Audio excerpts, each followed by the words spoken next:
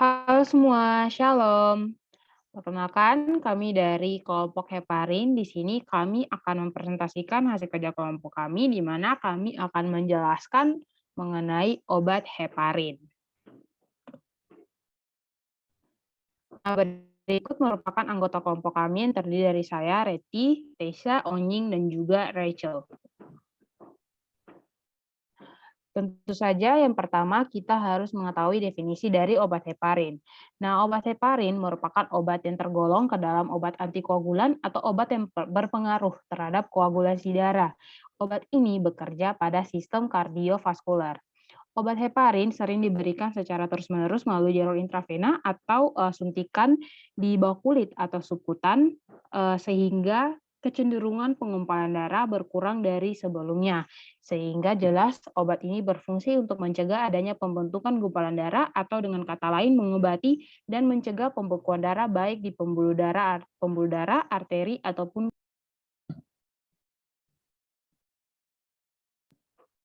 Berikutnya nama generik dan juga nama paten dari obat heparin. Nama generik dari obat ini adalah heparin sodium injection, Invicol, dan Vaxel heparin sodium. Nama paten dari obat heparin adalah heparin. Nah, tapi obat ini bisa dijual dengan berbagai merek dagang, seperti heparinol, heparin sodium, hepagusan, hiko, heparin, oparin, trombogel, trombopap, tromboflash, tromecon, dan lain-lain. Berikut bentuk sediaan obat heparin yang setengah padat dalam bentuk gel dan ada juga yang cair dalam bentuk obat injeksi.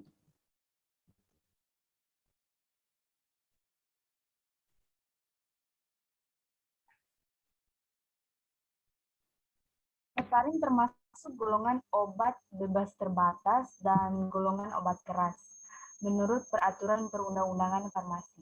Nah, heparin ini diklasifikasikan sebagai obat yang bekerja pada sistem kardiovaskuler sebagai antikoagulan. Nah, antikoagulan merupakan senyawa yang dapat mencegah pembekuan darah. Antikoagulan ini biasanya digunakan pada terapi emboli di paru-paru, tromboemboli, ataupun pada pencegahan stroke.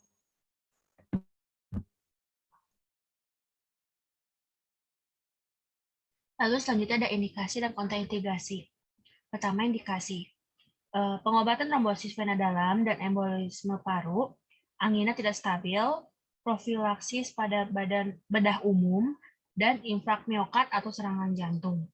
Lalu ada pun kontraindikasinya, yaitu hemofilia, trombositopenia, tukak lambung, hipertensi berat, penyakit hati berat, gagal ginjal, cedera berat pada mata ataupun sistem saraf, dan sensitivitas terhadap heparin. Next.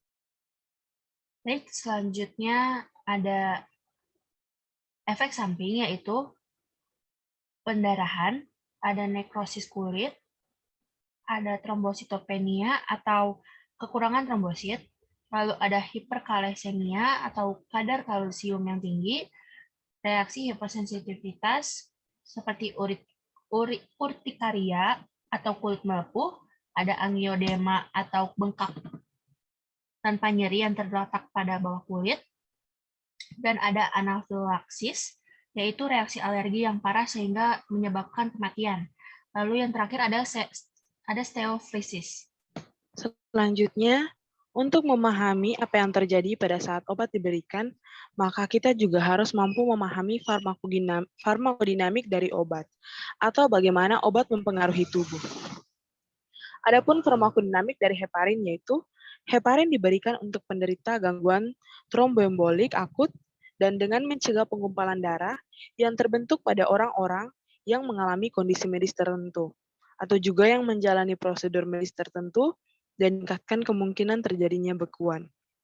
Obat heparin ini digunakan dengan efektif untuk DIC yang merupakan gumpalan darah abnormal, yang menebal dan yang terbentuk dalam pembuluh darah, yang menyebabkan trombus multiple pada pembuluh kecil, dan heparin subkutan diabsorpsi lebih lambat pada pembuluh darah ke dalam jaringan lemak. Selain farmakodinamik, kita juga harus memahami tentang farmakokinetik dari obat, yakni bagaimana tubuh bereaksi terhadap obat. Farmakokinetik dari heparin terbagi atas beberapa bagian, yakni yang pertama absorpsi. di mana heparin tidak diabsorpsi secara oral, karena itu diberikan secara subkutan atau intravena. Pemberian secara subkutan biofabilitasnya bervariasi, dan mula kerjanya lambat antara 1 sampai 2 jam. Akan tetapi masa kerjanya lebih lama, sedangkan secara intravena awitan kerjanya cepat. Puncaknya tercapai dalam beberapa menit, dan lama kerjanya singkat. Yang kedua, distribusi, di mana ikatan dengan protein sangat tinggi, sehingga heparin tidak melalui plasenta dan tidak terdapat dalam air susu ibu. Yang ketiga yaitu metabolisme, di mana heparin cepat dimetabolisme terutama di hati, dan masa parunya tergantung dari dosis yang digunakan. Suntikan intravena 100, 400 atau 800 unit per kilogram berat badan yang memperlihatkan masa paru masing-masing kira-kira 1, 2, 1/2, dan 5 jam. Yang terakhir yaitu ekskresi. Heparin diekskresi dalam bentuk utuh melalui urin. Selanjutnya yaitu dosis dari pemberian heparin. Pengobatan trombosis vena, dalam, dan embolisme paru secara injeksi intravena dan dosis muatan 5.000 unit, 10.000 unit pada embolisme paru yang berat, dan diikuti dengan infus berkesinambungan 15-25 unit per kilogram berat badan per jam, dan atau secara injeksi subkutan 15.000 unit setiap 12 jam. Pemantauan laboratorium penting sekali, sebaiknya setiap hari. Untuk remaja dan anak, dosis muatan lebih rendah, kemudian 15-25 unit per kilogram berat badan per jam, secara infus intravena, atau 250 unit per kilogram berat badan per jam, secara injeksi subkutan. Angina tak stabil, oklusi arteri perifer akut sebagai regimen intravena untuk trombosis vena dalam dan embolisme paru. Yang selanjutnya profilaksis pada bedah umum lewat injeksi subkutan 5.000 unit 2 jam sebelum pembedahan, kemudian setiap 8-12 jam selama 7 hari, atau juga sampai pasien pulang dari rumah sakit. Dalam hal ini pemantauan tidak diperlukan. Untuk ibu hamil, harus dalam pemantauan, di mana diberikan 5.000 sampai 10.000 unit setiap 12 jam, dan pentingnya tidak termasuk pencegahan trombosis katup jantung prostetik pada kehamilan yang memerlukan penata laksanaan khusus. Yang terakhir bagi penderita infark miokard, untuk pencegahan reoklusi setelah trombosis, heparin juga digunakan dengan regimen yang bervariasi sesuai dengan protokol yang telah disetujui di masing-masing institusi. Dan untuk pencegahan trombosis mural, heparin dianggap efektif bila diberikan lewat injeksi subkutan 12.500 unit setiap 12 jam selama paling tidak 10 hari. Berikut cara pemberian obat heparin. Heparin ini harus diberikan parenteral secara subkutan atau intravena, karena obat ini tidak melewati membran. Heparin natrium digunakan sebagai indikator karena merupakan antikoagulan alami yang sangat efektif mempercepat aktivasi antitrombin sehingga dapat menghambat protease faktor pembekuan. Berikutnya, nursing consideration. Nah, nursing consideration ini merupakan hal-hal yang perlu diperhatikan oleh perawat dalam pemberian obat heparin. Oleh karena itu, pemberian obat heparin memerlukan pemantauan yang ketat karena indeks terapeutiknya sangat sempit dan juga peningkatan risiko pendarahan dan potensi trombositopenia yang diinduksi heparin atau HIT. Pemantauan meliputi penilaian pasien yang menyeluruh, head to toe, kepala hingga kaki untuk kemungkinan efek samping dan pemantauan laboratorium.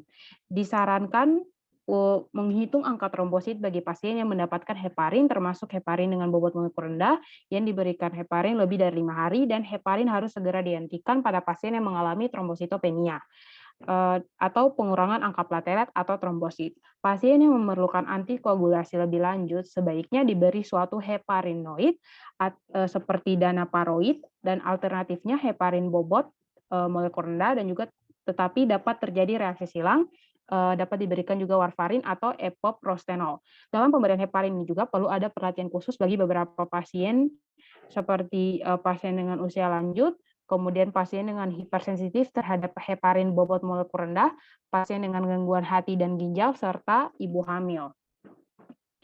Untuk pencegahan reoklusi setelah trombosis, heparin digunakan dengan regimen yang bervariasi sesuai dengan protokol yang telah disetujui di masing-masing institusi.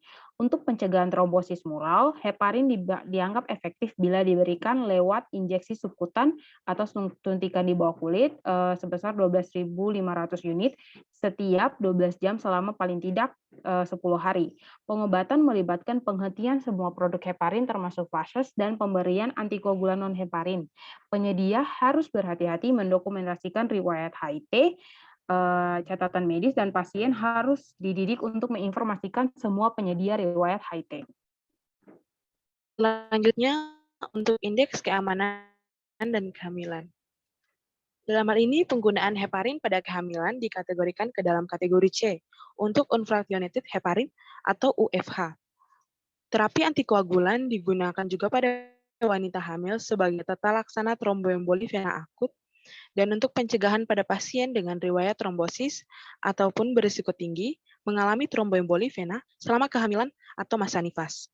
Tata laksana juga dengan antikoagulan selama kehamilan harus dipertimbangkan dengan hati-hati dan dengan pemilihan yang bijaksana dari agen antikoagulan dan dengan gambaran terhadap perubahan fisiologi dari kehamilan untuk menetapkan dosis yang tepat. Lalu yang terakhir ada special precaution. Setiap pasien yang memiliki riwayat alergi terhadap heparin dan juga memiliki riwayat kadar trombosit yang rendah harus dikonsultasikan terlebih dahulu kepada dokter maupun farmasi. Lalu selanjutnya beritahu dokter apabila ada pasien yang seorang perokok maupun pengguna tembakau. Untuk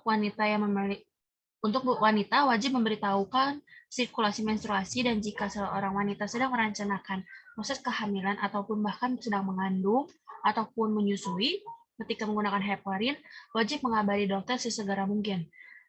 Lalu selanjutnya, pasien wajib memberitahu jika memiliki riwayat spinal tap dan anestesi spinal.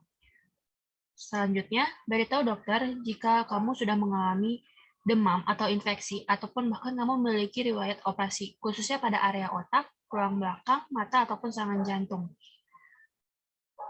Lalu beritahu dokter jika kamu memiliki kelainan dalam pendarahan seperti hemofilia, antitrobin, gumpalan darah pada kaki, paru-paru, ataupun wilayah lainnya, luka memar, kanker, bekas luka pada perut maupun pencernaan, tekanan darah tinggi, dan penyakit jantung.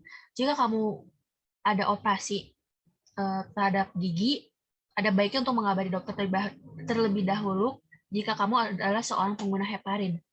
Next. Berikut adalah referensi-referensi yang kami pakai selama pengerjaan tugas heparin ini. Sekian penjelasan dari kelompok kami. Terima kasih atas perhatiannya.